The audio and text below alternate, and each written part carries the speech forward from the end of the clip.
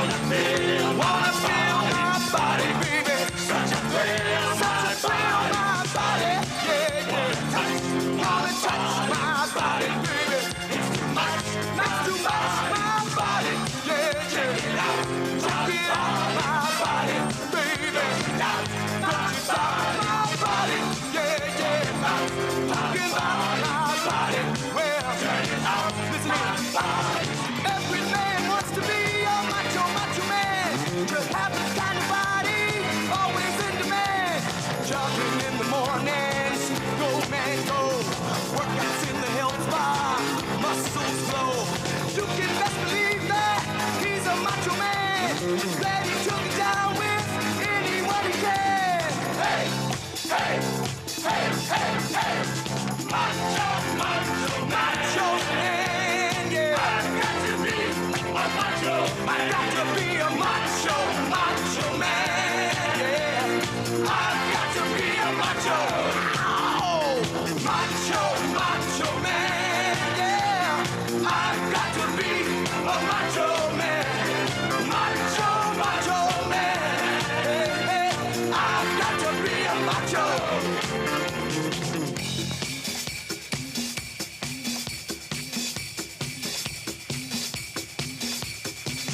Body, it's so hot, my body, baby. Love to body, my body, yeah, yeah. Love to please my body, baby. Don't you tease my body, yeah. You adore my body, baby. Come explore my body, yeah, yeah. Like God, my body, baby. It's so good, hey. You can tell him macho, he has a funky walk. His western shirts and leather always look so boss. Funky with his body, he's a king. Call him Mr. Ego, dig his chains. You can best believe that he's a macho man. He likes to be the leader, he never dresses grand. Hey, hey, hey, hey, hey. Macho man, yeah. I've got to be a macho. I've got to be a macho man, yeah. I've got to be a macho. All right, macho man, yeah, yeah. I've got to be a macho man. Macho man. I've got to be a macho. All right.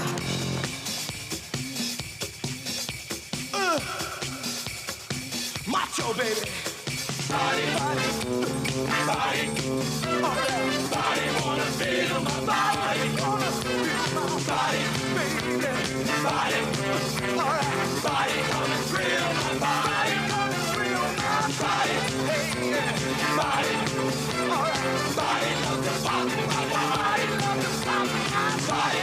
Hey, yeah. Body.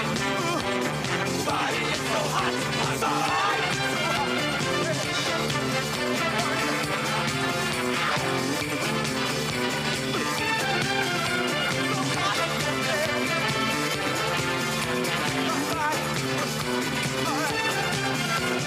Every man ought to be a macho man. To live a life of freedom, machos make a stand.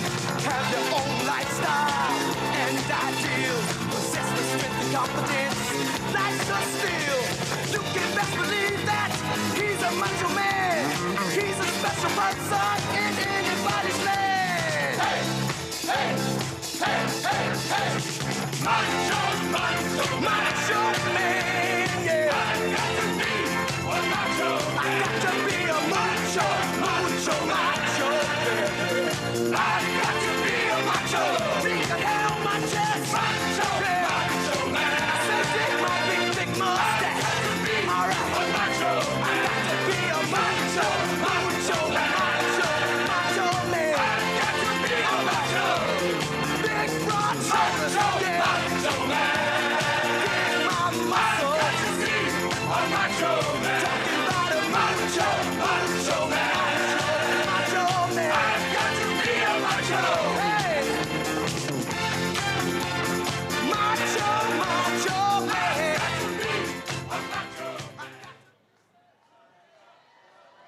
please welcome the President of the United States, Donald J. Trump.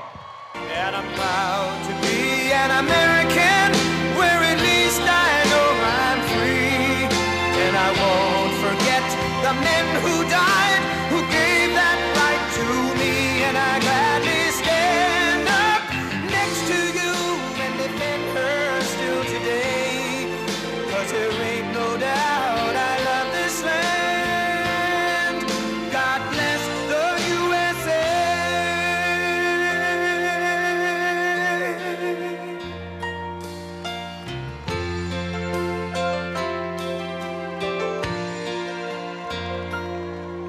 From the lakes of Minnesota to the hills of Tennessee, across the plains of Texas, from sea to shining sea, from Detroit down to Houston and New York to LA, where there's pride in every American heart, and it's time we stand and say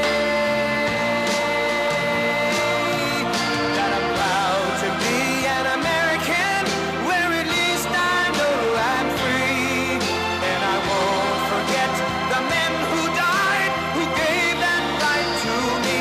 And I gladly stand up next to you and defend her still today. 'Cause there ain't no doubt I love this land. God bless the USA.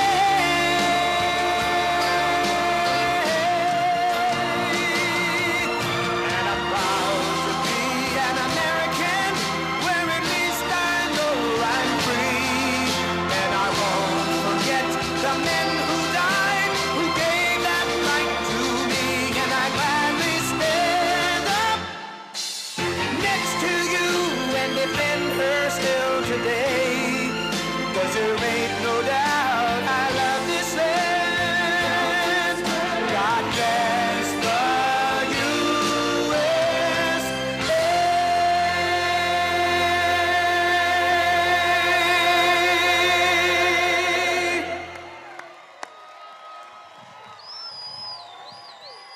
Thank you very much, everybody. Thank you very much. Wow, what a crowd. Look at that. Thank you. Thank you.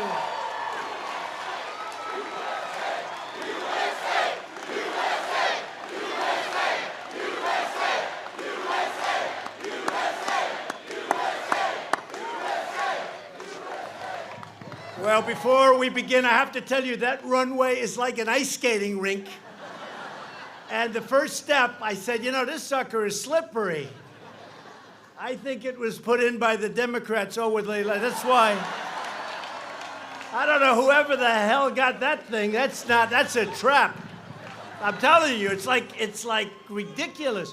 You know what I'm saying that for? Don't pay the bill. Okay? Because that is crazy, fellas. So next time, you know, we don't want to have that. Can you imagine if I went down, the press would have a field day for weeks and weeks. They'd say, he went down. He made a mistake. Look at that. Isn't that terrible? Isn't that terrible? Thank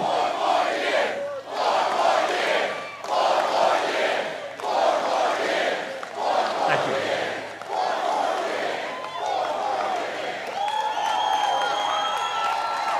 Well, I just want to say, hello, Panama City Beach. It's a nice place. We had some great times here. You remember before that great election, that great election, 16, right? 16. And now we have 20 coming up. Who would believe? November 3rd. Not November 8th. It's November 3rd, and it's going to be just as special as November 8th. Going to be just as special. And in certain ways, I can't say it's more important, but it's equally as important, because we've made strides like no country has made strides. What's happened to our country? But we had a great time, and we had some incredible rallies right here. And we're working really hard for you, and we're going to talk about that in a little while. Things are going well, okay? Well, you got hit with a little hurricane called Michael. That was not a nice hurricane, I can tell you that, but it's going well. And I'm thrilled to be here with really, truly incredible men and women of the Florida Panhandle. My friends, your strength and devotion and values are what truly make America great and what make America run. You know that. You love our country, you're proud of our history, and you always respect our great American flag. Right? So I was last here in the immediate aftermath of Hurricane Michael. You remember, we came, that was pretty bad stuff. And I pledged to you unwavering support and the support of our nation until you have fully recovered and rebuilt. And we will never, ever leave your side. We've already given you billions of dollars, and there's a lot more coming as you do it. And to support your recovery from Hurricanes Michael and Irma, the federal government has committed more than $10 billion to the state of Florida. It's committed. It's all committed. And Rick Scott and your new governor is a great governor. Rick was great. Ron DeSantis is great. So now Rick has gone on to the Senate along with Marco Rubio, and we're all working together. And things are going good for you and for our country. Thank you. I love you too. Thank you. That's the guy, but I love him, all right? Whoever the hell you are, I love him.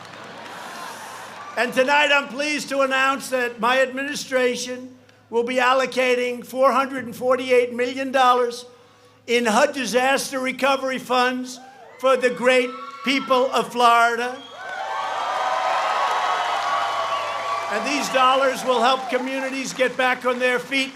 We've already given you many, many millions of dollars, but these are additional monies that are coming in to help the families put their lives together. Some families are still working very hard. It's been a tough one. More money is needed. I've just come from a stop at Tyndall Air Force Base where I saw the devastating effects of that Category 5 hurricane, Category 5. Never heard about Category 5s before. Category 5 is big stuff. Tyndall was scheduled, as you know, by the military to close. You know that, right? You know that? And I got a call from your great representatives, and they said, President, they want to close Tyndall because it got beat up badly. It got beat. In fact, we have our best planes there. The F-22 is incredible.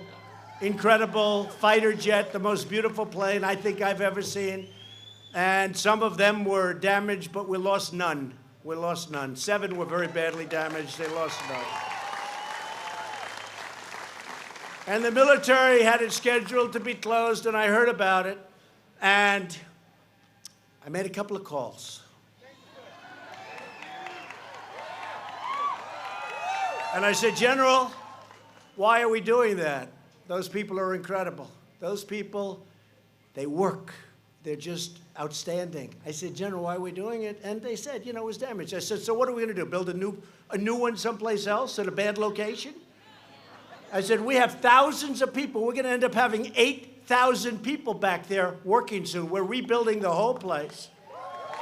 And we're doing a job. And we're actually moving in the F-35 fighter jet, which is the newest and the best in the world.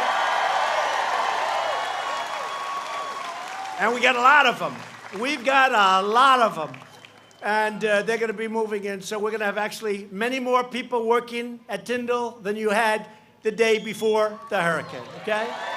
So be prepared. And they're doing drawings and they're doing architecture of different areas. We're building some new buildings. We're fixing some old good ones that got very badly hurt, but structurally they're sound. And when we're finished, it's going to be something that's really special, one of the best anywhere in the country, okay? And you have something very special. I was with Colonel Laidlaw, who runs it. You know him? Oh, good. He's a good man.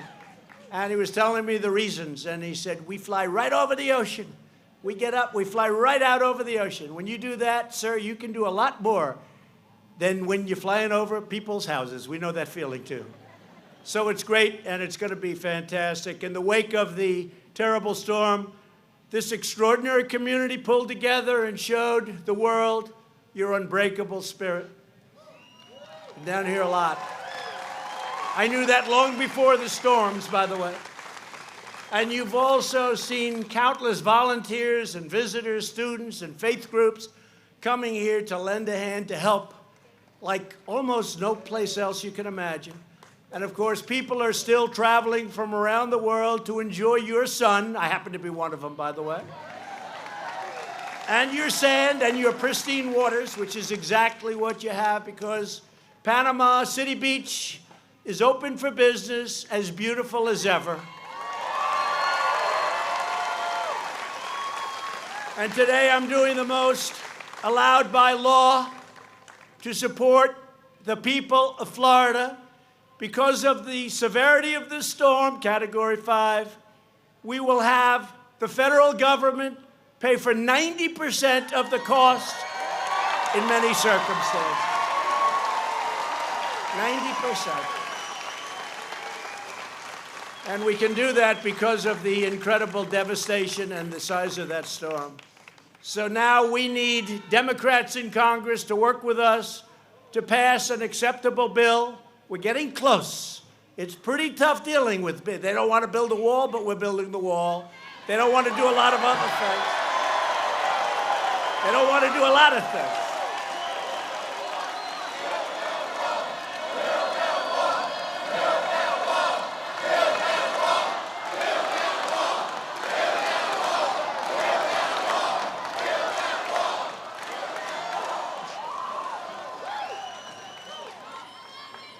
So we're building a lot of things. We're doing a lot of things, and that includes additional Hurricane Michael relief funding immediately. The money is coming immediately. No games, no gimmicks, no delays. We're just doing it. We're just doing it. And by the way, FEMA, my people at FEMA did a tremendous job here and elsewhere, by the way. They had this, they had Texas, they had Puerto Rico. Puerto Rico got $91 billion, and I understand they don't like me. It's the most money we've ever given to anybody. We've never given $91 billion to a state. We've never given. We gave to Puerto Rico $91 billion. And I'll tell you, the services, you look at the Marines, you look at the Navy, the job they did there was really incredible. Incredible. Incredible. In fact, I brought a chart. Would you like to see a chart? Very haphazardly, I just happen to have it with me. So there's your chart. Does everyone see that? So now, see, I didn't want to spend on a big board because that costs the government too much money, I want to say. But you can all see that. That's Puerto Rico, and they don't like me.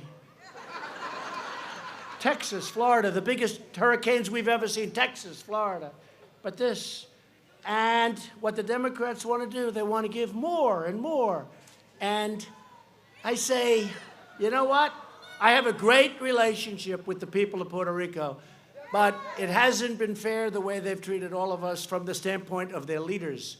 Because they complain, they want more money. They got $91 billion. It's the largest amount of money ever given for a hurricane to a state, to any element, and that's the way it is. But you're getting your money one way or the other, and we're not going to let anybody hold it up. And I think that the people of Puerto Rico are very grateful to Donald Trump for what we've done for them. That was a bad storm. And, you know, with Florida, thank you. With Florida, you drive on. You drive on. With Puerto Rico, it's a little tougher. It's called you get into a boat or you get into something. But they did a hell of a job, including bringing the biggest hospital ship in the world right off the island. So I want to thank the military. I want to thank FEMA for what they did there, for what they did in Florida, Texas. You look at Louisiana, look at South Carolina, they got hit hard. North Carolina got a piece of it. Georgia, Alabama, These are great places, and they're all getting aid. But the Democrats are trying to stop it, but you're getting it. Don't worry. You're getting it. You're getting it. You're getting it. And you've already gotten a lot of it, so that's good. Instead of wasting time, energy, taxpayer dollars on partisan stunts and hoaxes and witch hunts, Democrats should be focused on building up our country. Did you see what just happened, by the way? No collusion, no obstruction, no anything. 2 years on a witch hunt. I could have gotten anybody in this audience. I could have found something on you. 2 years, almost $40 million. 20 Trump haters, Democrats, I call them angry Democrats. After 2 years, nothing. No collusion. And now the Democrats, we have a great attorney general, now the Democrats are saying, we want more. You know, it was going to be like, we want the Mueller report. Now they say, Mueller report? No, we want to start all over again. It is a disgrace. We got to focus on infrastructure.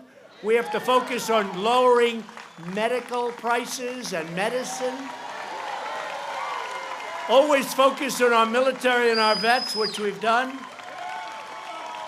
And the Democrats really should be focused now on restoring and helping the Emerald Coast of Florida, because that's what it is.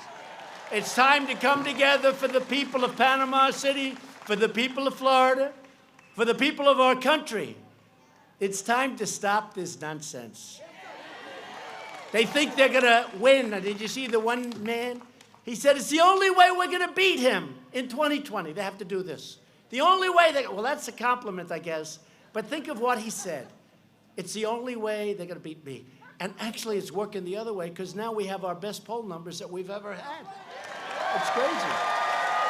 It's crazy. So we want to work with them, and we want to do infrastructure. We want to do all of the things that you know about, and we're going to get it done. Nobody's done so much as all of us, because it's not just me. I'm a messenger. I've done a good job as a messenger.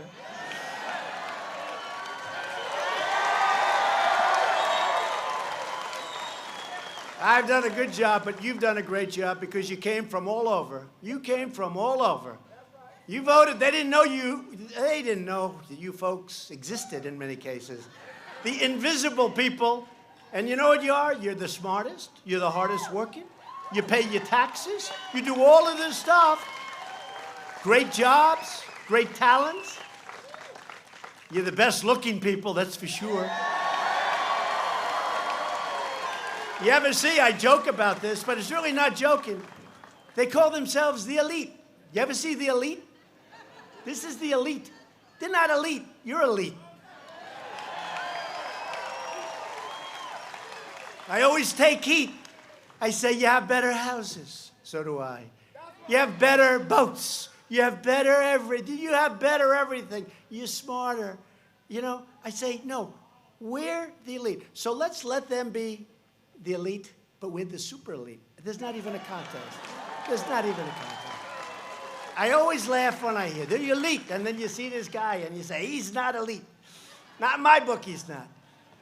But we're delighted to be joined tonight by many terrific Florida Republican leaders. They really have been fantastic, and you just got a little sample of it, and you're getting a great sample of it because as your governor, Ron DeSantis, has been doing a fantastic job. Where is Ron? Where is he? Thank you, Ron. Great job. Great governor. And along with Ron, you know, is First Lady Casey DeSantis. And your First Lady, Melania, is a big fan of Casey. Big fan.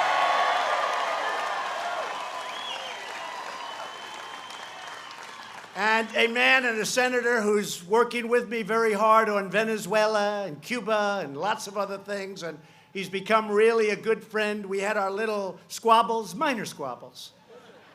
But we've come together. He's a terrific person, actually. Senator Marco Rubio. Where is he? Thank you, Marco. Great job. Good man. How are we doing in Cuba, Marco? How are we doing in Venezuela, step by step? Step by step. What's happening in Venezuela is Disgraceful. People are dying. They have no food. They have no water. This was one of the wealthiest countries, really, in the world. And now they're living so badly, so dangerously. So many people are dying. And we're working hard on that problem. And we're being tough. We're being tough. But we have no choice. It's not fair what's happening to those people, great people. The Venezuelan people, I know them very well. Those people around Doral, it's Venezuela, it's called Little Venezuela. I got to know them very well. They're great people. They're great people. Another friend of mine, he was just up, and he was a solid person for the people of Florida when he was governor. He loves the people of Florida. Now he's in Washington. Senator Rick Scott doing a fantastic job.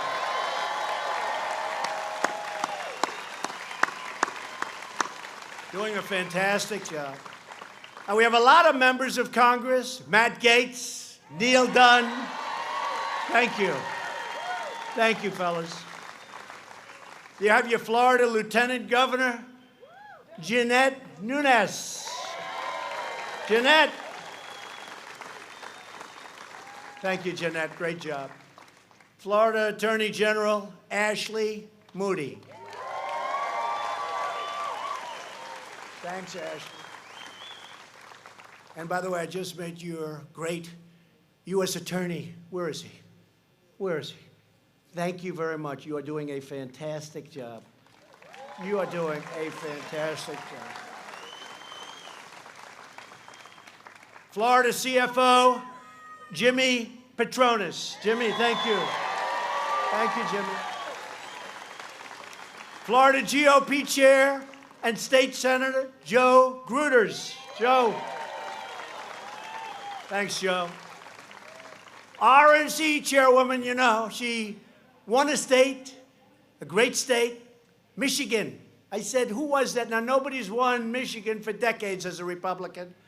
And we won. So when it came to choosing who the head of the RNC would be, I said, who's that woman that was so great up in the state of Michigan? Because we won that state. We weren't expected to. But, you know, we left. That was the last speech I made.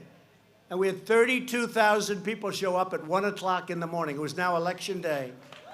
Think of that. And I left. Think of it. Election Day. And I left, and I said, you know, I don't know why we're going to lose. We had 32,000. Our opponent, we want to be nice. Our opponent was there at prime time, like 6 o'clock. And she had 500 people. I said, why are we going to lose Michigan? And you know what? We didn't, because Ronna McDaniel was fantastic. And another one who's fantastic, RNC co-chairman Tommy Hicks. Thank you, Tommy. Thank you. Thank you, Tommy. Great job. And we have so many people. Look, we have so many. We could go on all night. But let's get back to business, right? So this is an incredible time for our country. America is thriving again. America is winning again. And America is being respected again. We're respected.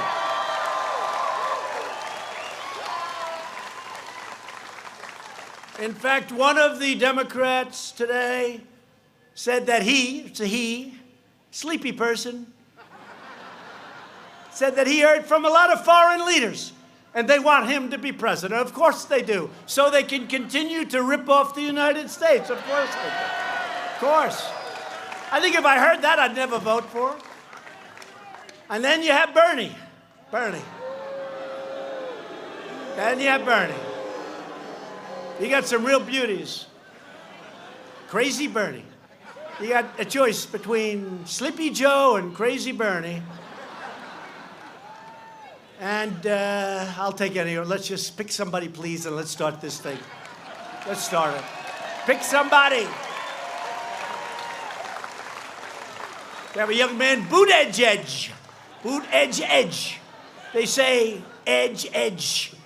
He's got a great chance, doesn't he? He'll be great. He'll be great. Representing us against President Xi of China. That'll be great. That'll be great. I want to be in that room. I want to watch that one.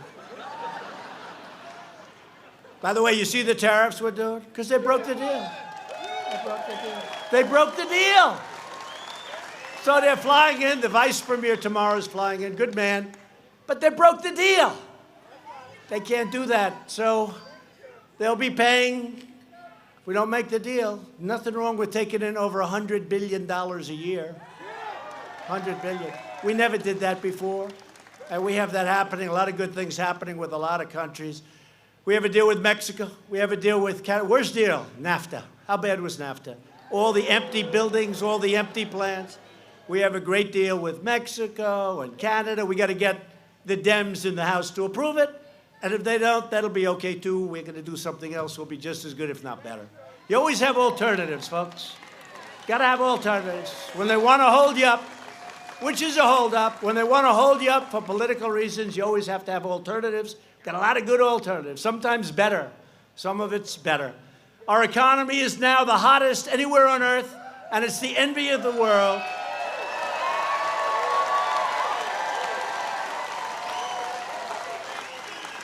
Every time a foreign leader, a president, a prime minister, a king, a queen, a dictator, we got some of them too. Every time they come into the office, they say, congratulations on what you've done for this economy. It's the hottest on earth. It's incredible. Every single time, that's how they start off the conversation. And you know it because the people of Florida are truly benefiting by what we've done internationally and nationally. So thank you. And our policy can be summed up in three very simple words: jobs, jobs, jobs. The United States economy created another 260,000 jobs last month. Way, way, way above what people thought. They were making predictions much lower. Then the big one. They were thinking about 1%, 1.2%, maybe 1.5%. And our growth number came in for the first quarter, which is almost always the lowest quarter of the year, historically. 3.2%, crushing expectations. A lot of surprised people. I wasn't surprised. Since the election, we've created nearly 6 million new jobs, including more than 500,000 manufacturing jobs and nearly 700,000 new construction jobs. Numbers that if I would have said this during the campaign, those people back there, I call them the fakers, fake news media. The fakers would have said he exaggerated. He exaggerated. They are a bunch of fakers, there's no question about it. But you know, in 6 years, they're all going to be out of business, folks. They're all going to be out of business. Now, if we want to drive them crazy, I'll say in 10 years, they'll go crazy. See, he is a despot. He is a despot. Well, 10 or 14, let's see, whatever we like, right? Watch, it'll be headlines tomorrow. Donald Trump wants to break constitutionality. Unemployment just reached the lowest rate in more than 50 years. The women's unemployment rate is the lowest in more than 65 years and soon will be a record number. Women. Remember last election? Oh, he's going to do so bad with women. I did great with women. Great.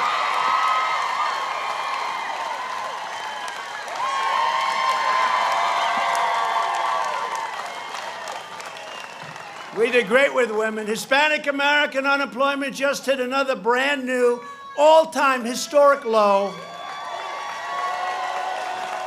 African American unemployment recently achieved the lowest rate in the history of our country. More people working today than ever.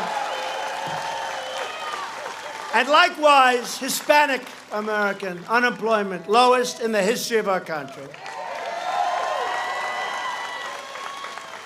I'm going to like that on the debate stage. They'll be hitting me left, right. I'll say lowest rates ever in history. Highest income ever in history for the different groups. Highest income. More people are working today in the United States, almost 160 million, than have ever worked in the United States before. And nearly 1 million more African Americans are employed today than when I took office. Think of that. Think of that. Right?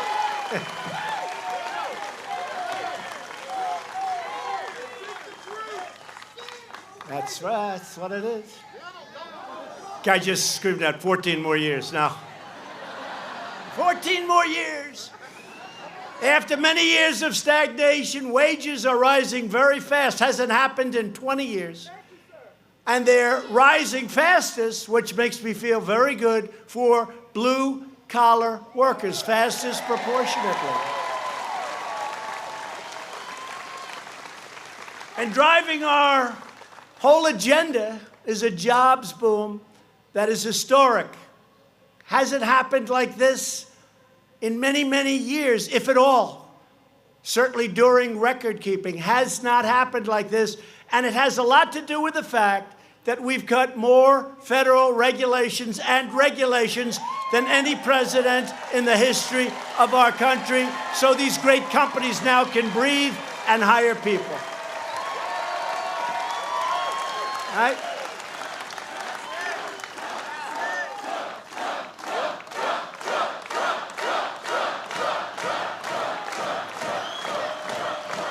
Thank you. And we just passed the largest package of tax cuts and reforms in American history, the largest. And we got rid of the individual mandate of Obamacare, the most unpopular thing.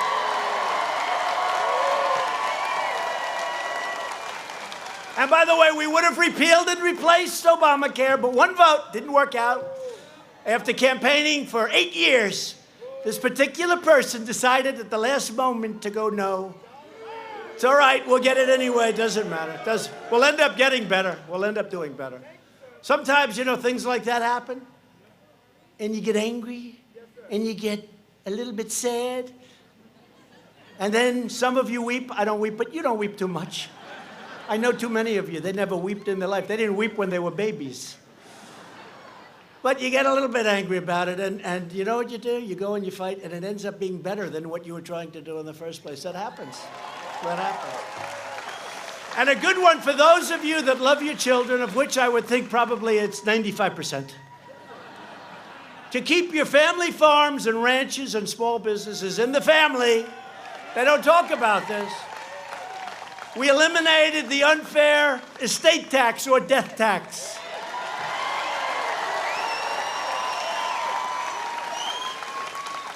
So now if you love your child or you love your children and you have a beautiful farm, ranch, small business, it's doing great. You know, the old days, meaning like about 2 years ago, they had to go out, borrow money from a bank, lose their business in many cases. Now you don't have a tax. You don't have a tax. So if you love them, good. If you don't love them, I wouldn't leave it to them, and it's not going to matter. It won't help you much.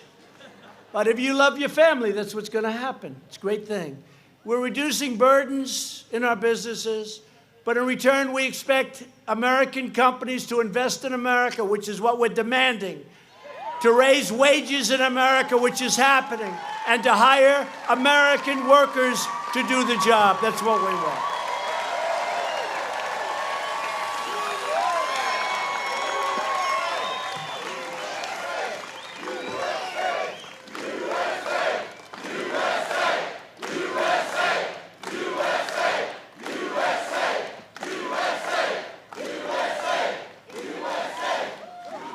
And as I stand here floating around on a piece of ice, this is crazy. I'm a little bit concerned about leaving the podium I'm holding. You have no idea what I'm going through on this stage. This is the worst damn stage I've ever seen. I've never seen it. Stupid people did this one. No, or brilliant. Or brilliant. They may be the enemy. If it's the enemy, then they're brilliant, but I want them the hell out of here.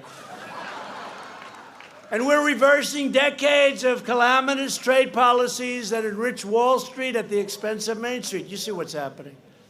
Although everyone's doing well right now, everybody. The companies are doing great. When Wall Street does good, that's a good thing for us. A lot of you have 401ks where they're double what you had just a couple of years ago, right? Listen to that. I tell the story, it happens a lot.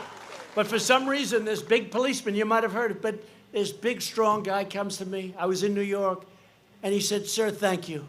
My 401k," and that was a year ago. This happens all the time. He said his 401k is up 47%. He said, "My wife used to think I was just horrible at investing, and now she thinks I'm the greatest investor in the world." And I thank you. Now the numbers are much better since then, but that's the 401ks. Everybody's through the roof, and we're going to keep it that way. We're going to make it better and stronger, and we're going to take in a lot of money from a lot of these countries and other folks that have been ripping us off for a long time. Long time.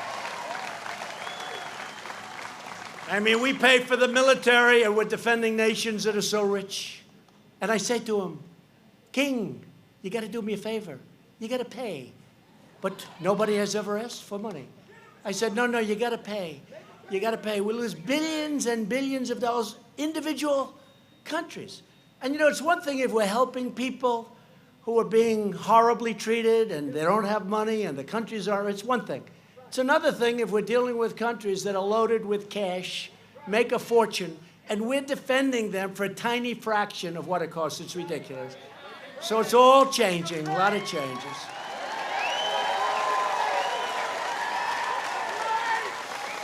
One country, I won't say the country, but one country we spend a lot of money on, defending, very dangerous territory. And it costs us $5 billion. And I said to a general, "Please do me a favor, General, tell me, how much does it cost for us to defend this country, which is very rich?" "Sir, I will check." He comes in and, "Sir, it's $5 billion, sir."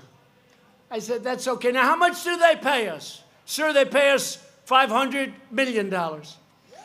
I say, we lose $4.5 million to defend a country that's rich as hell and probably doesn't like us too much. Can you believe it? And we've been defending it for many years. So I called the leader of the country. I said, you know, it's not fair. We're spending all of this money, great danger, and we have our men and women, they're the best in the world, and we're sending them over to your country. Not fair. You got to pay. You got to pay. And he said, like the king, he said, but nobody's ever asked us that before. I said, that's because you had stupid people running.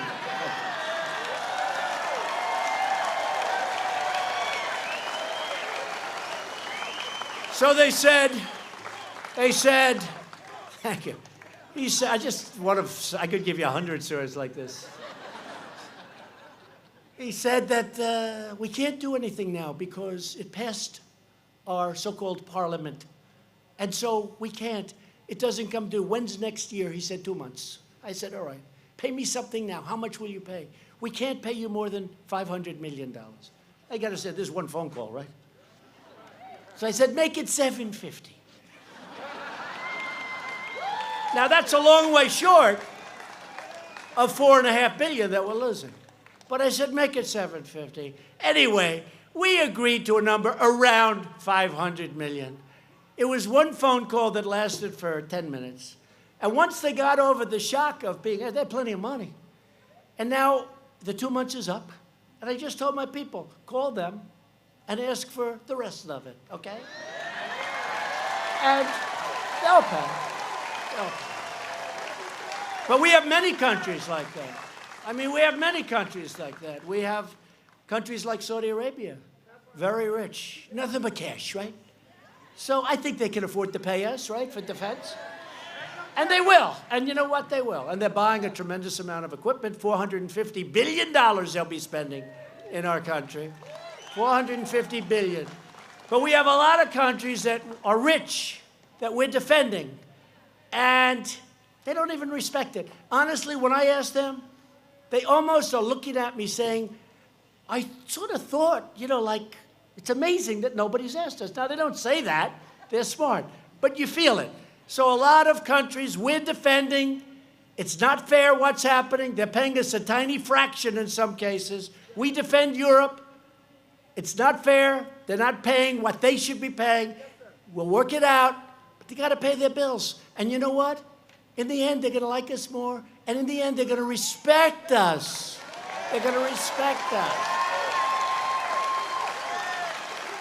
Under the previous administration, the United States lost nearly 250,000 manufacturing jobs. You remember that? They let other countries raid our factories, steal our jobs, and rob us blind. Other than that, they were very nice. They allowed China to freely loot our economy, plunder our intellectual property, and target our industries for destruction. That's what was happening. And look, President Xi is a friend of mine, great guy, but he's for China. I'm for the USA. I'm for the USA. So, we're going to see. They come in tomorrow, and whatever happens, don't worry about it. It'll all work out. You know why? It always does. Don't worry about it. There's no pressure because, you know, we're the piggy bank that everybody wants to rob. You understand that? So we have the thing that everybody wants. We're now the biggest market in the world by far. I'll tell you, China was catching us. If another person happened to be in this position right now, first of all, there'd be about 10 people instead of all the people. Hey, I wish the cameras could spin around and show this massive field. You know,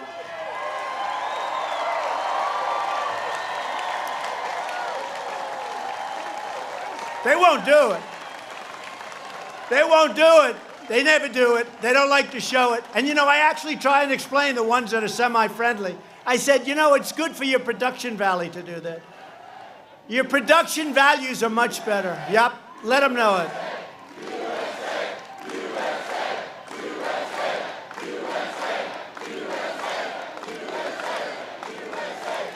Now look at this field. They never show it. They will show the people behind me. Congratulations.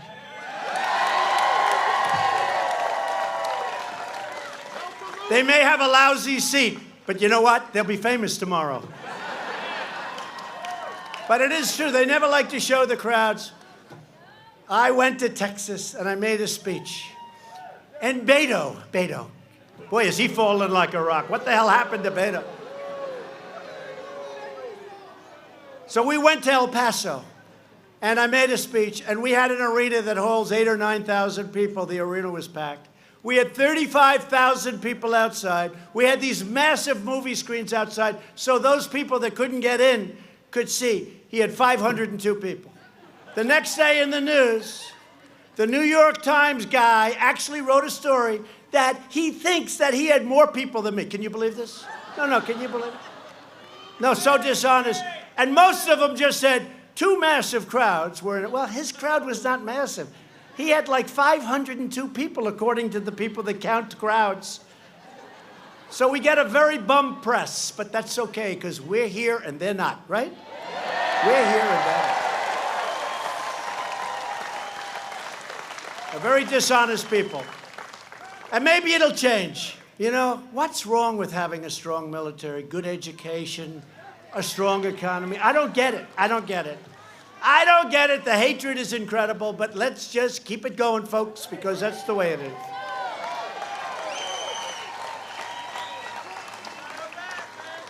But the great betrayal of the American middle class ended the day that I took the oath of office, because I'm with you. I'm with you. And there are those that say, even the fake news media, there are those that say, it was the greatest day in the political history of this country. It was the greatest election. And it continues, you know, because they keep trying to take it away. Let's try taking it away. That's not working too well. That's not working. But think of it. I mean, Hillary Clinton's still going up. I think they stole the election. No, she lost. She lost. The next time, the next time,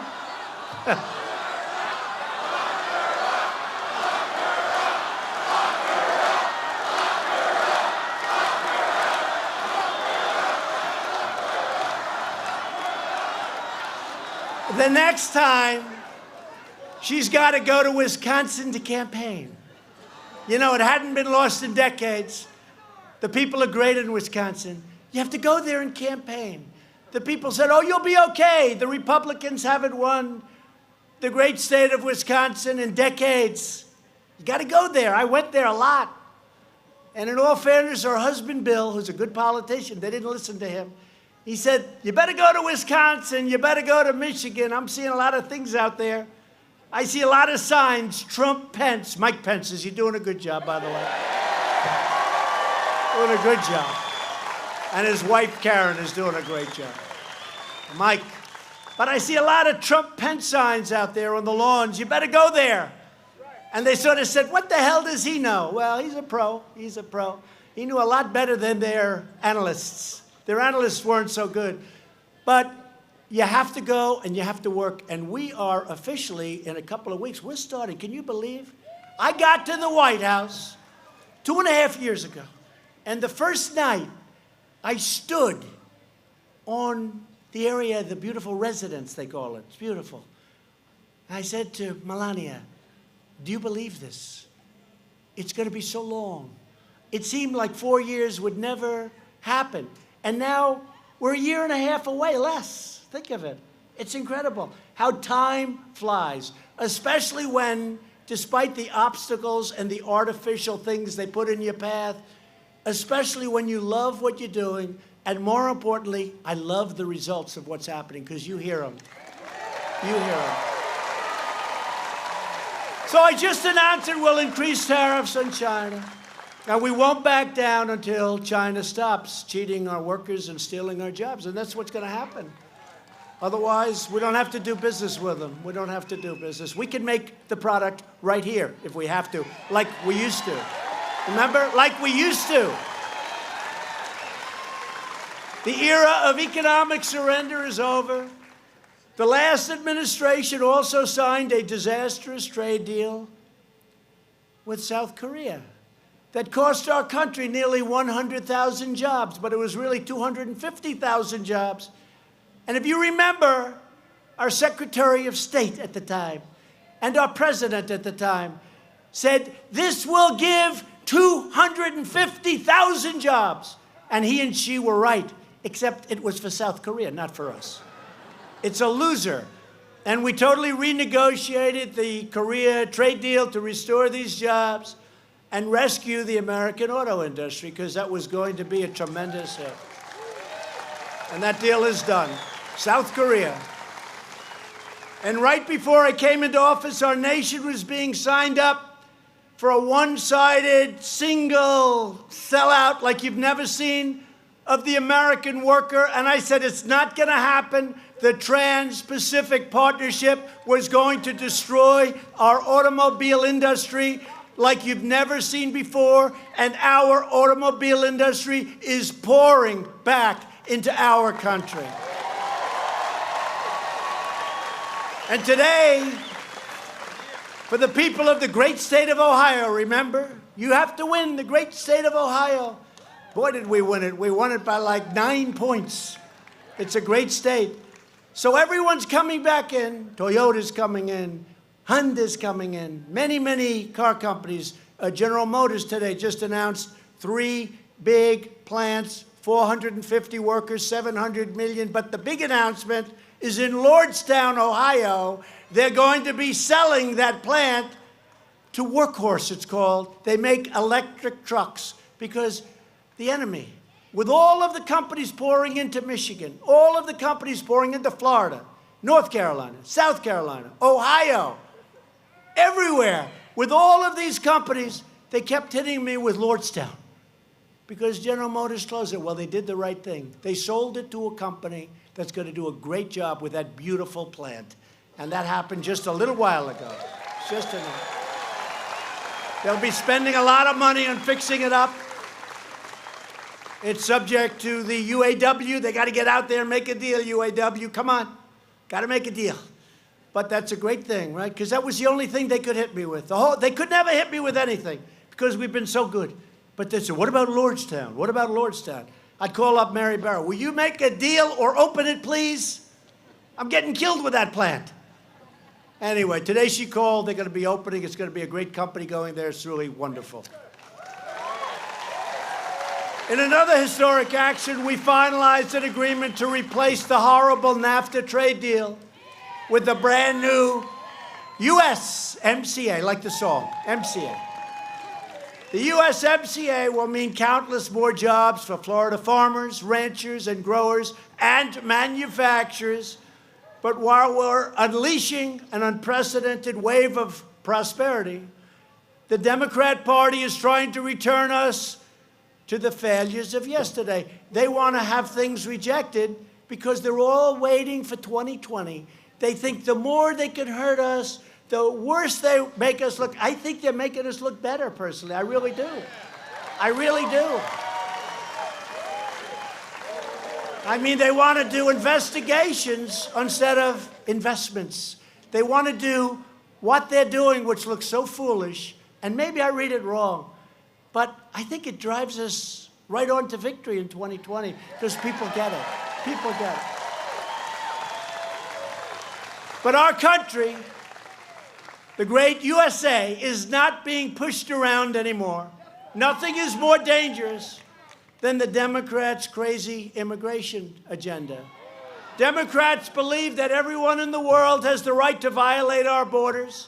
They want open borders, disrespect our laws, and come into our country and collect benefits courtesy of the United States taxpayer. Thank you very much.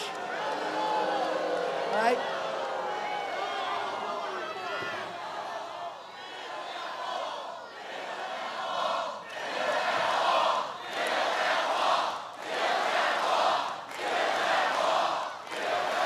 So despite the fact, and you see the hell we're going through trying to get the wall, which, by the way, works. They say, we want to give him drones. We want to give him technology. Without the wall, nothing works, folks. You know that. So we're going to have over 400 miles of wall built. It's already, much of it's already started, by the end of next year. And we'll conclude it pretty shortly thereafter. We'll have the whole thing sealed up, and it'll be a lot easier. It's very tough when you have the worst laws on immigration, the worst loopholes, catch and release. You catch somebody, and then you have to release them. Oh, that's a wonderful plan. Chain migration, you come in and you bring your whole damn family, and if you're no good, you got people all over the place. This is chain migration. The other one is visa lottery. It's a lottery. Who's coming to the United States? So these countries put people in a basket like little, who is it? Who is it? Let's see. Oh, that's beautiful. Isn't he like a stone cold killer? Yeah.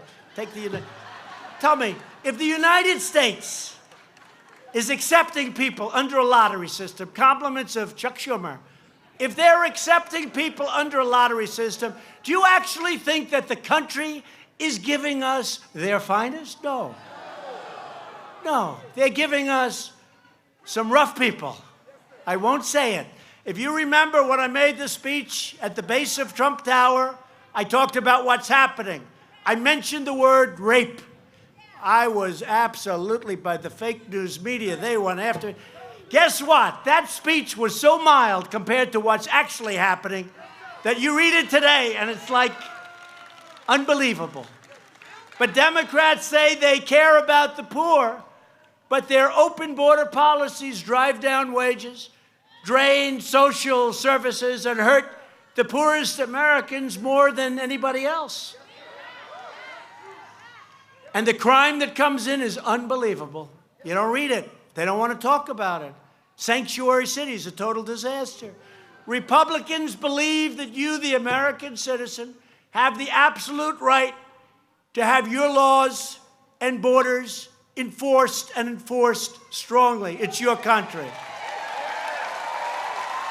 We believe that our welfare program should be protected for truly needy Americans, not for illegal aliens that come into our country illegally. We believe that our immigration system should put the jobs and safety of American families first. We want to help people, and we want to be gracious, and we want people. We need people, frankly, because we have so many companies moving into our country. We're the hottest country. They want to move their plants. We need people. They have to come in through merit. Merit. Last month alone, 100,000 illegal aliens were apprehended at our borders. You know what that is? They catch them, They take their name. They have to bring them to a court. They take them into a court, then they have to release them because we have tens of thousands of people in detention bays. And they can't release them. Now, we did win a great court case last night. Go back to Mexico. Going back to Mexico. And I told Mexico very nicely that you can't let people walk 2,000 miles up your country, because if we do that, we're going to close our border. If we have any more, we're going to close our border. We're going to do it. I don't care what it costs. We'll close our border. So Mexico now, for the first time, has been taking people back to Honduras and Guatemala and El Salvador and other countries. And for the first time, not big enough numbers, but they're getting bigger. They're getting bigger. We can't have this, folks. We can't have this. This is crazy what's happening. And what we really need more than anything else, we need the loopholes closed by Congress. It would take 15 minutes. Everybody knows what they are. Asylum. Asylum. They walk in, they read a statement by a lawyer, written by a lawyer at the border who probably gets paid by somebody that's not exactly friendly to this crowd. I am very fearful of my life. My country is a very frightening place to be. Please help me. In the meantime, there's tattoos all over his face. And I say, no, he's the one that causes the fright. And he comes in and he talks about his country. But then they have a picture of him 5 days sooner walking up, flying the national flag of their country. So if he's so afraid of his country, why is he flying the flag of the country, right? Flying the flag. They want to fly the flag of Guatemala and Honduras and El Salvador right into our border. Save that flag. We love our country. We love our country, but we're afraid of it. For purposes of getting into the United States, we're afraid of our country. No, we can't let this happen. The Democrats, we need the votes. We need the votes. Otherwise, you're going to have to vote them out of office, Congress, the Senate. You're going to have to vote them out of office. Come November, next November, November 3rd next year, you're going to have to vote them out of office because otherwise you can't make a change. We need the votes. We have to go through Congress. How we ever ended with this stuff is incredible. But they don't mind it so much because they don't mind crime. They don't mind crime. No nation can tolerate a massive, organized violation of its immigration laws. And no one should run for office without an ironclad pledge to protect and defend America's borders. Shouldn't be allowed to run. And to confront this crisis, you saw that. It was a big deal 2 months ago. I declared a national emergency, which is what it is. This is an invasion. When you see these caravans starting out with 20,000 people, that's an invasion. I was badly criticized for using the word invasion. It's an invasion. And it's also an invasion of drugs coming in from Mexico, okay? It's an invasion of drugs. They all better be careful, because, you know, we're destroying the lives of hundreds of thousands of people a year with the drugs that are pouring across our southern border. They better damn well be careful, because people are wise to it now. They have drug dens and drug labs and factories right along the border. They make the crap right there, and they send it over our border where we don't have walls. They drive it right through, because we have 2,000 miles between the Gulf and the Pacific, 2,000 miles. Now, a lot of it, you don't need the wall because it's mountains, it's big, strong rivers, it's snake country. Nobody's walking through certain areas. You gotta like snakes a lot. They got some rough country. But we need, and what we need we'll have done. But they can't do this. They can't let this happen. And we're being very tough with them, I'll be honest. Mexico made $100 billion on average over the last 10 years. $100 billion. They took 30% almost of our automobile business. We make cars. They send them through the United States. That won't happen anymore under the USMCA. It'll be prohibited. It'll be economically prohibited. Our current immigration crisis is the result of Democrat-backed policies that prevent border crossers from being swiftly returned home. A border crosser comes in, you say, sorry, we're taking you home. And that's if you're nice, and I want to do that. okay? But we're the only one that has judges. Judges. Think of it. They come across, we have judges. We're the only one. Nobody else has judges. We give them a trial. We need Perry Mason. It's crazy. Folks, it's crazy. And then they say, and the wall would help, because it would not help. The wall would stop it, okay? The wall would stop it. I mean, when you have 15,000 people marching up, and you have hundreds and hundreds of people, and you have 2 or 3 border security people that are brave and great, and don't forget, we don't let them, and we can't let them use weapons. We can't. Other countries do. We can't. I would never do that. But how do you stop these people? You can't. There's no... That's only in the panhandle you can get away with that statement.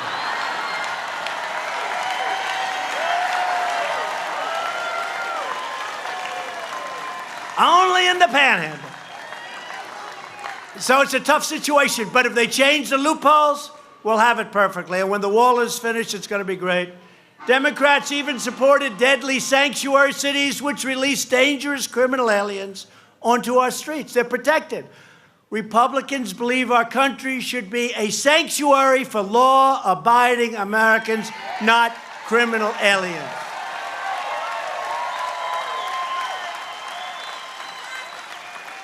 Congress must act to fix our horrible immigration laws. We must end catch and release, stop human smugglers. Have you seen what's happening? Human smugglers, human traffickers. Have you seen what they're doing? This is an ancient thing. It's an ancient crime. It's bigger now because of the computer, because of the internet, than ever before worldwide. Not just here, worldwide. And most come through our southern border where we don't have a wall. They don't go through ports of entry. You have people looking inside the car, the van. So you can't do that. If you have women tied up with tape over their mouths, you can't take them through a port of entry. And a lot of these people say, oh, they come through the port. They don't come through the port. They come through areas where you don't have the wall. 15 miles up and make a left. We got to shut down sanctuary cities, deport criminal aliens, and replace the visa lotteries, the chain migrations, with a modern system of immigration. We have to do it. On issue after issue, the Democrat Party has never been further outside the American mainstream. It's never been. I've never heard of anything like what's going on. I want to run so badly. I want this race to start immediately. Now Democrats are pushing a $100 trillion takeover of the U.S. economy, known as the Green New Deal. That was written up by a real genius. The new Democrat Party believes in socialism. Take a look at Venezuela. Republicans believe in freedom. We need to get senators elected. We need to get the votes. We need congressmen and women elected. Republicans, we need to get the votes. You got to get out there. You got to win. Otherwise, we'll be playing around for too long. And Democrats are aggressively pushing late-term abortion, allowing children to be ripped from their mother's womb right up until the moment of birth. And then you have this governor in Virginia, you saw that. The baby is born, and you wrap the baby beautifully, and you talk to the mother about the possible execution of the baby. No, can't do that.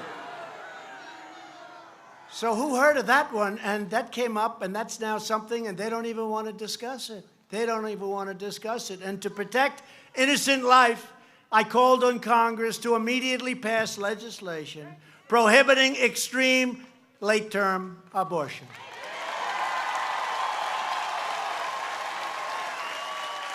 Democrats are now the party of high taxes, high crime, open borders, late-term abortion, witch hunts, and delusions. The Republican Party is the party for all Americans. We want to make America great again. That's what we're doing.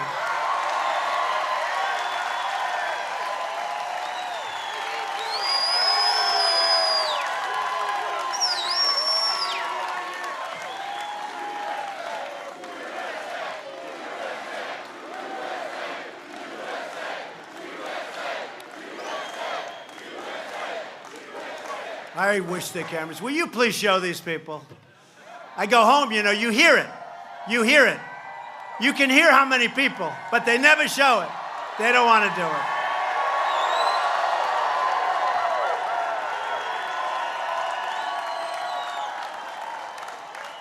It's like a Florida State football game, isn't it, right?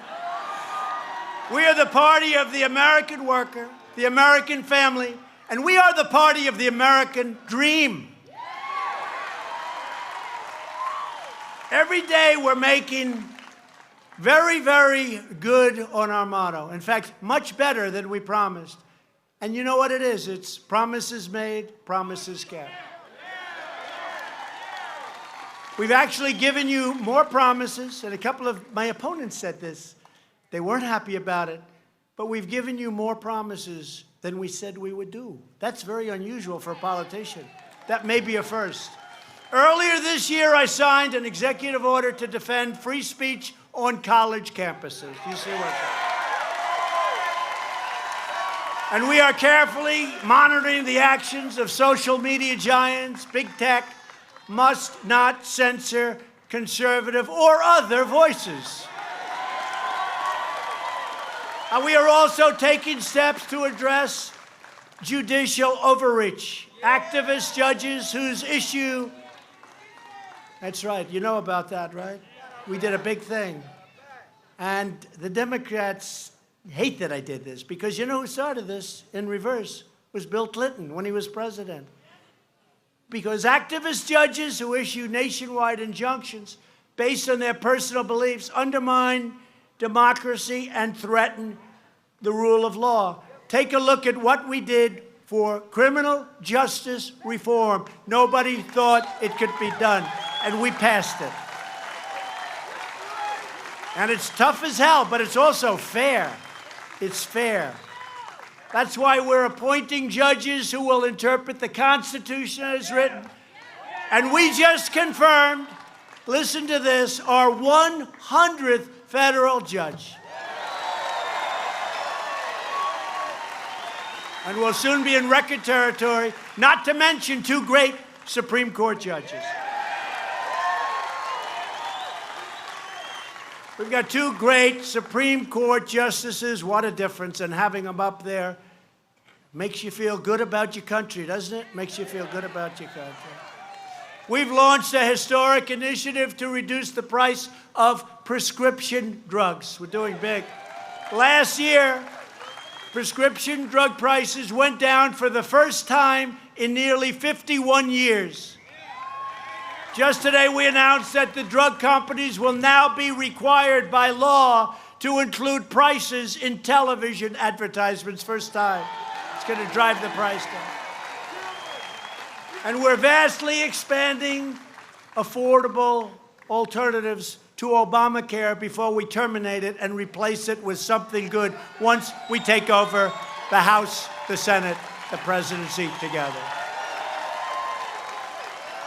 And we will always protect patients with pre-existing conditions, always. The Republican Party will always protect patients with pre-existing conditions, people with pre-existing conditions. And for the veterans, we passed VA Choice, right? So now if they wait online for 2 weeks, 3 weeks, 10 days, 4 days, 2 months, people that weren't even very sick or terminally ill before they get to see a doctor, they immediately go outside, find a good local doctor, get themselves fixed up, and we pay the bill. And it's a great thing for our veterans. They've been trying to get it passed for 44 years. We got it passed. And we also passed, 46 years they've been trying, VA accountability.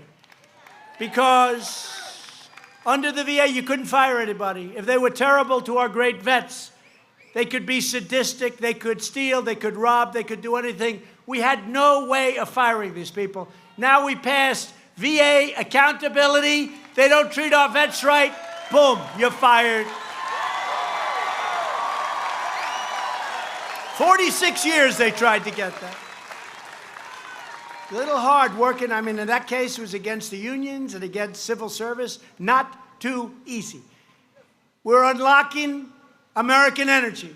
The United States is now the #1 producer of oil and natural gas anywhere in the world. One. We're slashing permitting delays for vital infrastructure projects. We had highways that would take 21 and 22 years to get approved. We brought it way down. We're trying to make it 1 year. We're close to getting that. We're down to 2 or 3 at the most. This was taking 21. There was a certain road in a certain state. They were working on it for 21 years. It cost hundreds of times more money. It used to be a straight line. Now it's a line like this. If you had a couple of drinks, you had a very bad shot of making it home. Cost a fortune. 21 years. Now we're trying to get it down to 1 year. And maybe it gets rejected for environmental reasons. That's okay. But you have people that worked on projects almost for their entire life. And then they go to a vote of some council and they lose 3-2. No, you may get rejected, but it's going to take a year, year and a half. But mostly you're not going to get rejected. It's going to be done in a really good way. So we're trying to get that permitting process down for roads, for highways, for bridges, for tunnels, for everything. There's no reason it should be taking 20 years. And as promised, we've directed more than $500 million to fix Lake Okeechobee's Herbert Hoover Dike.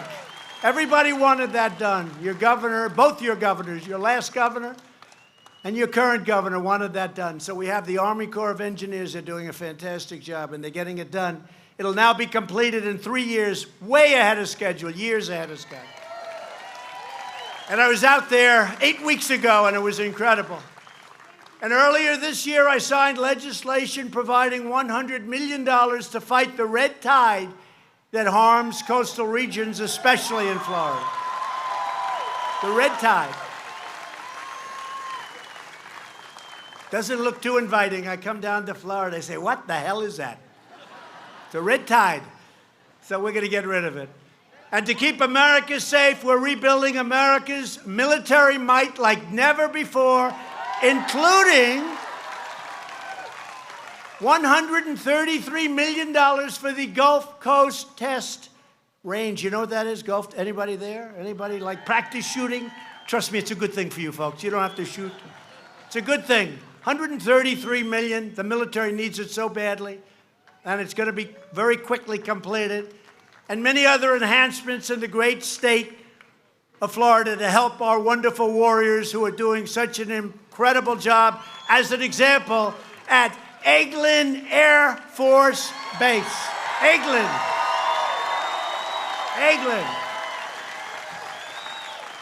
Great people. And we have made a decisive break from the failed foreign policy establishment that sacrificed our sovereignty, surrendered our jobs, and tied us down to endless foreign wars. I don't know if you saw, but about 8 weeks ago, we took 100% of the caliphate. It was supposed to take 2 years in Syria, ISIS. That doesn't mean that they're not going to go around. These people are stone cold crazy. And it doesn't mean they don't go around blowing up a store and blowing up something. They are just nuts. But we took 100%, and when I took over this helm, this great country, we were way behind. You had to see, I showed the map. It was all so much ISIS. And within a short period of time, we wiped it out. The caliphate, we have 100%. But still, it's a mental condition. These people are sick. They're crazy. They're crazy. So always keep your eyes open, be careful, and let law enforcement know when you see a kook. Let them know. Because we have the greatest law enforcement on earth. Let them know. In everything we do, we are now putting America first. For years, we lost in so many different ways. We were losing on trade. We were getting beaten by people and countries that had no chance. We were insisting that no NATO members, you had to see this, the NATO Folks, they don't pay their fair share. They were supposed to pay. We were taking over and spending almost 100% of our money to protect the countries in NATO, which is Europe. And I said, that's not right. On top of that, the EU absolutely kills us on trade. It's all changing, folks. $100 billion extra was just given by those countries that's now pouring into NATO. Because they said, you got to pay up. Your past presidents would go and meet them and wouldn't talk about it. Or they'd say, gee, whenever you get a chance, maybe you could pay up. You got to see, it was like a chart this way. Now it's a chart like a rocket ship the other way. They're paying up. $100 billion they paid. 100 billion with a B. Last month I announced that my administration is unsigning the UN Arms Trade Treaty, which is great for your Second Amendment. We love our Second Amendment.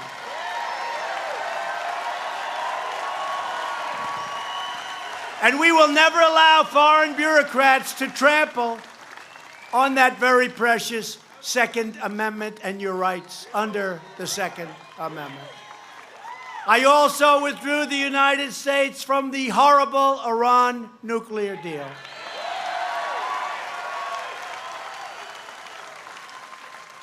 And unfortunately, just today, I felt compelled to authorize new sanctions on Iran's iron, steel, aluminum, and copper industries because I hope to be able at some point, maybe it won't happen, possibly won't, to sit down and work out a fair deal. We're not looking to hurt anybody. We want a fair deal. We just don't want them to have nuclear weapons. That's all we want. I recognized Israel's capital and opened the American embassy in Jerusalem.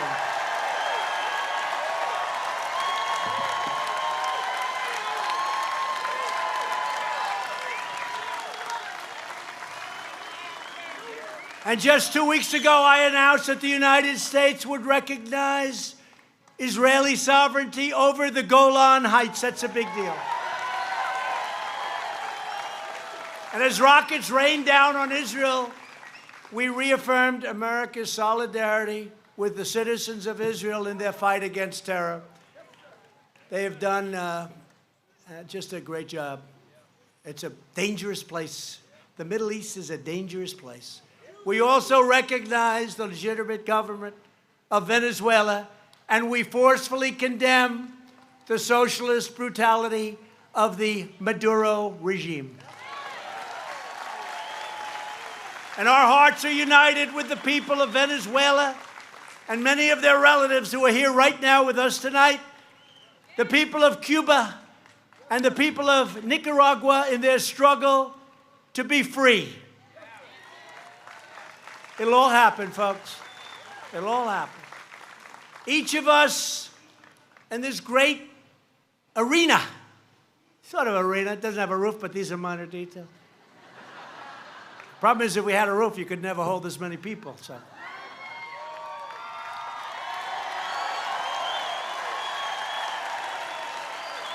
We're all united by the same timeless values. We believe in the American Constitution, and we believe in the rule of law. We believe in strong borders, strong families, and a strong national defense. We believe in the dignity of work and in the sanctity of life. We believe in religious liberty, the right to free speech, and the right to keep and bear arms.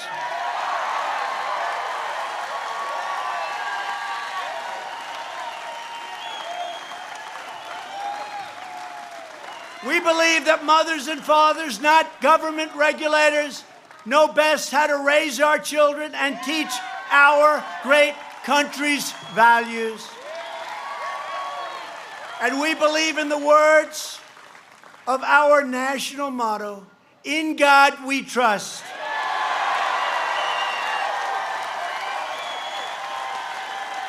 These are the traditions, customs, and principles that bind us together as neighbors, as citizens, as Americans. These are the values that unite people in the Panhandle Oh, we love the Panhandle. Do you all love the Panhandle? I think so. You're incredible people. I tell you, you're incredible people. You're smart, you're loyal, you're unbelievable people. But all across the magnificent state of Florida and all over our country, you joined our movement because you rejected the failures and betrayals of past politicians.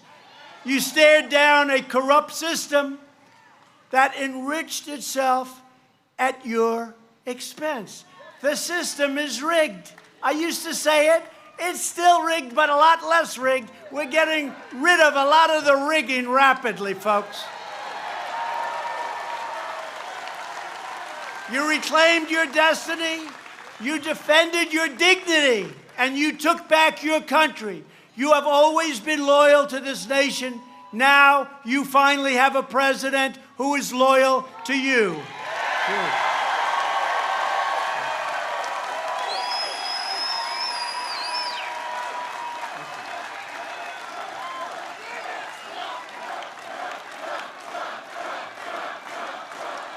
Thank you. And every day between now and November 3rd, 2020, I think of that. November 3rd, 2020. Boy, it's close, huh?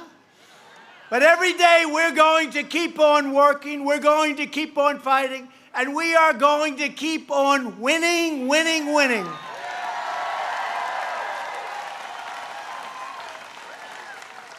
Remember, I used to tell the story that your governor would come to see me, and you'd be winning so much in the state of Florida. Governor Ron, he'd say, President, please, in the Oval Office, please, we're winning too much. We're not used to this, Mr. President. We're not used to this. For years and years, we've been losers. We've been losing, Mr. President. Now we're winning. We're winning so much. The people of Florida can't stand winning so much. Can you maybe pull it back a little bit, Mr. President? And I said, no, I can't, Ron. I'm sorry. He said, I thought you'd say that. We're going to keep winning. We've never been winning like we're winning now. You've never had better numbers. You've never had, I think, more loyalty. You look at what's happening to this state and you look at what's happening to this country, and we're proud again. We're proud again. With every last ounce of heart and hope and sweat and soul, we are going to make our stand. We are going to stand for liberty. We are going to stand for justice. We are going to stand for faith, family, and freedom. And we are going to stand for the sacred rights given to us by the hand of Almighty God.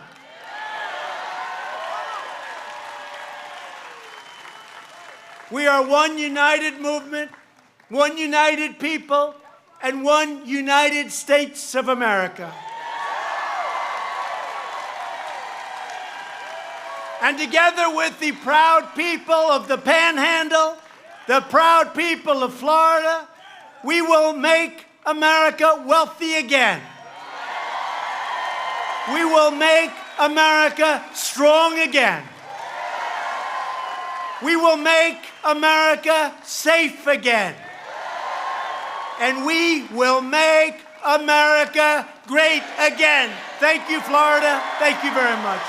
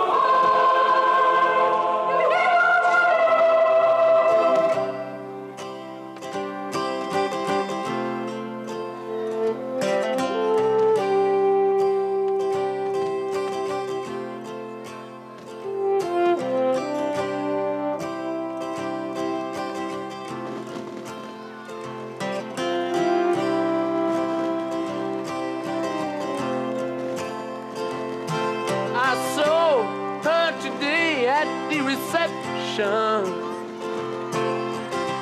A glass of wine